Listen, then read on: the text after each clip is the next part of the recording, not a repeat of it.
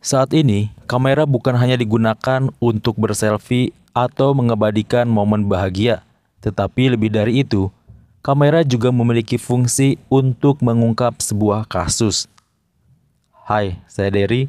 Kali ini saya akan membawakan kisah nyata yang terjadi kepada seorang wanita bernama Birna Birjandotir pada tahun 2017 di Islandia. Mari kita eksplor kisahnya.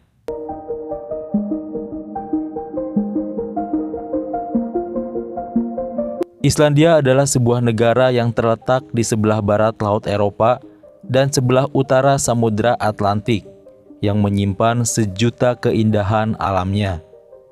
Selain itu, Islandia juga terkenal sebagai negara yang aman bagi para penduduknya yang hanya berjumlah 375.000 jiwa. Ibu kota dari Islandia yaitu Reykjavik, dan di kota itulah dibesarkan seorang wanita bernama Birna Birjandotir yang kini sudah berusia 20 tahun. Birna berprofesi sebagai penjaga toko pakaian mode di salah satu toko di pusat kota. Dan kini, ia tinggal bersama dengan ibu dan ayahnya.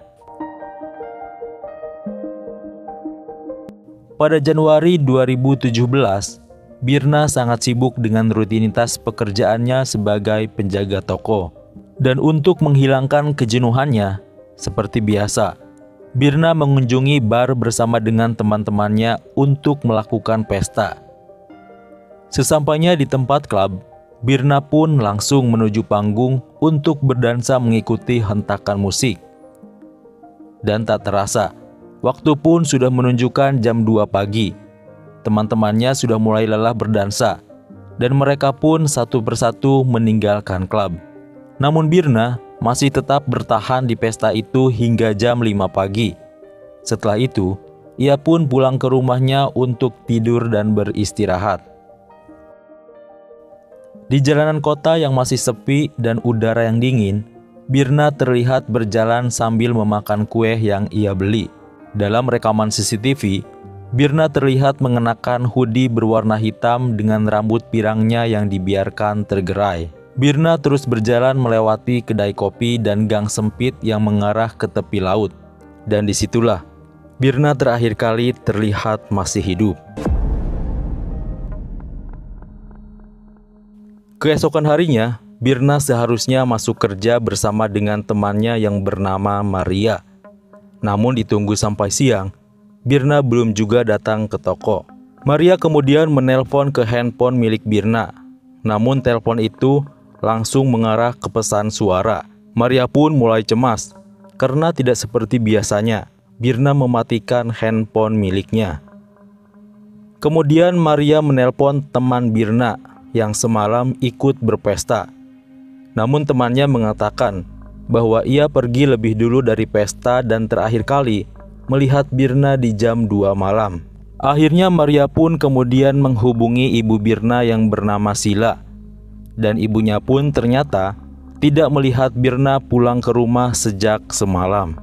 Mulai cemas, ibunya pun kemudian menelpon pihak berwajib untuk mencari keberadaan Birna. Dari hasil pelacakan sinyal handphone milik Birna, diketahui bahwa terakhir kali handphone milik Birna berada di sebuah kawasan industri di pelabuhan tepi pantai, yaitu sekitar 6 km dari pusat kota. Namun sayangnya, di sana tidak ditemukan apapun yang mengarah kepada Birna. Kasus ini pun dengan cepat menyita perhatian publik di kota itu, karena kasus seperti ini sangat jarang terjadi di kota yang dikenal sebagai kota yang aman bagi para penduduknya. Perwira bernama Grimmer yang sudah berpengalaman selama 30 tahun di bidangnya ditunjuk untuk memimpin dalam memecahkan kasus ini. Mereka pun kemudian melihat kembali seluruh rekaman CCTV di sepanjang jalan yang dilalui oleh Birna. Dan di salah satu rekaman, mereka mencurigai sebuah mobil Kia berwarna merah yang melintas setelah Birna tidak terlihat dari CCTV. Mobil itu melaju dari arah yang berlawanan dan melewati kedai kopi yang sebelumnya dilewati oleh Birna. Namun sayangnya, dalam rekaman CCTV, mobil itu tidak terlihat plat nomornya. Dan setelah dilakukan pemeriksaan di database, mobil Kia berwarna merah pun lebih dari 100 yang dimiliki oleh warga kota. Dan ini sangat menyulitkan pihak berwajib untuk melakukan pemeriksaan satu persatu. Namun kemudian, petunjuk didapatkan dari warga yang melihat Birna di malam kejadian. Saat itu, Birna terlihat berjalan menuju ke dermaga. Dan dermaga itu sesuai dengan terakhir kali sinyal handphone milik Birna ditemukan. Dan dalam pemeriksaan kedua ini, pihak berwajib lebih dalam lagi menyusuri setiap gang di sekitar dermaga. Dan pihak berwajib akhirnya menemukan sepatu boot wanita berwarna hitam di dermaga itu. Setelah dikonfirmasi kepada Ibu Birna, akhirnya dapat dipastikan bahwa sepatu boot itu adalah milik Birna. Ini menjadi bukti pertama yang ditemukan. Dan tidak lama kemudian, petunjuk selanjutnya didapatkan dari rekaman CCTV yang ada di sekitar dermaga saat ditemukan sepatu boot milik Birna. Di dermaga itu terlihat kembali mobil Kia berwarna merah yang parkir ke dalam sebuah kapal bernama Polo Nanok. Dan mereka juga melihat seorang pria yang berjalan dari kapal menuju ke mobil Kia berwarna merah itu. Dan kali ini, plat mobil itu terlihat jelas di kamera CCTV. Pihak berwajib pun kemudian mencari plat nomor mobil itu di database-nya. Dan diketahui bahwa mobil itu merupakan mobil sewaan. Berdasarkan keterangan dari pemilik sewa mobil, saat hari kejadian, Kia berwarna merah itu sedang disewa oleh seseorang bernama Thomas Muller Olsen. Thomas merupakan seorang nelayan asal Greenland, dan di hari itu, ia sedang berkunjung ke kota Reykjavik untuk sebuah pekerjaan. Ketika Grimmer memeriksa mobil Kia merah, ditemukan bercak merah di kursi belakang mobil itu. Selanjutnya, bercak merah itu pun dilakukan pemeriksaan oleh ahli forensik untuk mengetahui pemiliknya. Dan hasilnya diketahui bahwa bercak merah yang ada di kursi belakang mobil itu adalah milik Birna.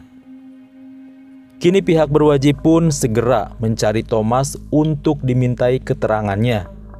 Dan untuk mencarinya memang tidak sulit, hanya perlu mendatangi kapal tempat Thomas bekerja.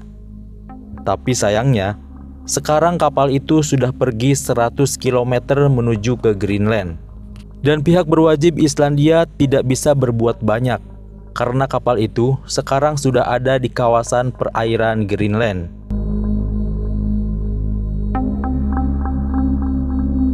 Namun di dalam kapal, gosip mengenai mobil Kia berwarna merah pun mulai tersebar. Dan Thomas pun mulai panik mendengar gosip itu. Dan beruntungnya, sang kapten kapal juga mendengar gosip itu. Dan ia berpura-pura bahwa mesin kapal mengalami kerusakan. Dan ia harus pergi kembali ke pelabuhan di Islandia. Sang kapten juga mematikan wifi yang ada di kapal agar Thomas tidak bisa mengakses apapun di atas kapal itu. Dan kemudian, diam-diam sang kapten menghubungi pihak berwajib di Islandia untuk melaporkan bahwa Thomas ada di kapalnya. Dan tidak lama kemudian, pihak berwajib pun tiba di kapal itu dengan menggunakan helikopter. Dan mereka pun membawa Thomas dan juga salah satu karyawan kapal lainnya yang bernama Nikolai. Dan saat diinterogasi, Thomas pun memberikan keterangan. Menurutnya, saat malam kejadian, Thomas menyewa sebuah mobil Kia berwarna merah dari pelabuhan menuju ke sebuah bar. Di bar itu, ia bertemu dengan temannya bernama Nikolai. Nikolai juga merupakan seorang awak dari kapal Polo Nanok. Setelah berpesta, di jam 5 pagi mereka berdua memutuskan untuk pindah ke bar lain dengan menggunakan mobil yang disewa oleh Thomas. Namun saat itu, karena mabuk berat, Nikolai tidak ingat apapun. Namun menurut keterangan dari Thomas, sebelum ia pindah ke bar lainnya, ia terlebih dahulu mengantarkan Nikolai ke pelabuhan. Setelah itu, ia keluar lagi dari pelabuhan untuk menuju ke bar lainnya. Di perjalanan menuju bar, Thomas bertemu dengan dua orang wanita, dan ia pun memasukkan kedua orang wanita itu ke mobilnya. Dan setelah itu, Thomas bermesraan dengan kedua wanita itu. Setelah puas, Thomas pun menurunkan kembali kedua wanita itu di jalanan. Sekali lagi, ini menurut keterangan dari Thomas, tetapi yang terjadi sesungguhnya bukanlah seperti itu. Berdasarkan hasil penyelidikan Grimmer, diketahui bahwa Thomas keluar kembali dari kapal pukul 7 pagi, dan ia kemudian pergi ke sebuah toko untuk membeli alat pembersih yang digunakan untuk membersihkan mobil yang disewanya. Selain itu, di kabin Thomas juga ditemukan 23 gram sabu dan SIM milik Birna. 9 hari berikutnya, pihak berwajib dan para sukarelawan mencari Birna di sepanjang jalan dan pantai. Dan salah satu helikopter melihat ada yang ganjil dari tumpukan batu yang ada di tepi pantai. Dan setelah didekati, dalam tumpukan itu ditemukan tubuh Birna yang sudah mulai membiru. Dan kemudian, tubuh Birna pun dibawa ke rumah sakit untuk dilakukan otopsi. Dan hasilnya diketahui bahwa Birna mengalami luka memar di lehernya, dan kematiannya ini dikarenakan Birna kehabisan nafas di dalam lautan. Selain itu, bukti tambahan juga diperoleh dari sepatu boot milik Birna, di mana di dalam boot itu terdapat DNA dari Thomas. Pada tahun 2018, Thomas pun diadili dengan 19 tahun penjara, serta harus membayar kompensasi kepada keluarga Birna. Walaupun Thomas tidak pernah mengakui menghabisi Birna, serta tidak ada motif Thomas untuk menghabisi Birna, namun banyak bukti yang mengarah bahwa Thomaslah yang melakukan semuanya. Nikolai, teman Thomas, dibebaskan dari semua tuduhan, karena Nikolai tidak terbukti apapun dalam kejadian ini. Nah, menurut kalian, kira-kira apa ya motif Thomas menghabisi Birna? Komen di bawah ini ya. Jangan lupa juga untuk menyaksikan video lainnya di channel ini dan bye.